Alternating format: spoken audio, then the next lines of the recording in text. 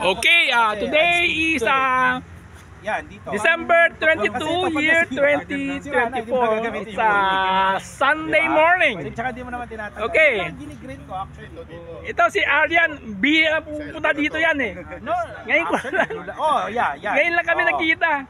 Okay guys, tingnan mo yung mga gawa ni Aryan ha. It's a 3D printed airplane.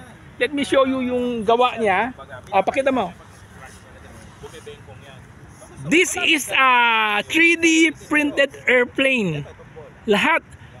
If you're going to look, it's a transparent, no? Tama, no? Oh, it's transparent. Liligay mo lang ang tape para tumibay lang. Pero kahit walang tape, lilipat siya. Okay galing.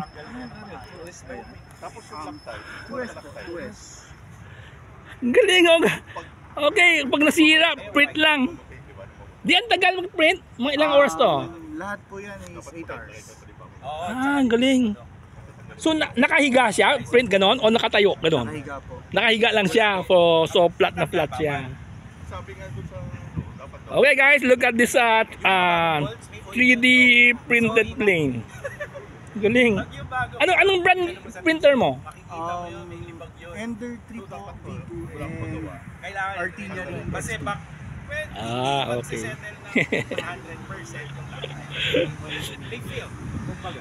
Galing. Anong filament gamit mo dito? PLA Plus po. PLA Plus. Okay guys, ganda oh. Hindi na, wala naman. Yung ano lang talaga, pinaka-mail lang. Kilala mo si Erwin, di ba? Erwin Felsada? Yes po. Doon kami nagpapaprint sa kanya eh. Ito. Look at the other mga stuff printed ni Aryan. Ito. 3D printed canopy. It's OMPM2. Nako. Wala only parts ka na pala. Print lang ng print. Yung meron pong free STL file for Goose Sky S2. Almost lahat po ng parts nandun na. Talaga? 3D printed. Kaya next time guys, Goose Sky na bilhin niyo kasi pwede na mag-print eh. No? Hindi, kasi ngayon, nagiging mas sikat Goose Sky eh. Goose Sky. Mas mura pa yata, no? Goose Sky? Yes. Ito. This is Gawi.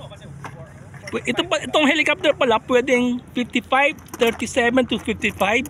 37 OS 50 or 55. So babaguhin lang yung engine mount. Yun lang.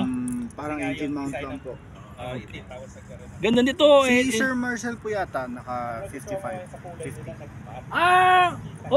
One time 55. Sobrang lakas ng 55. Grabe.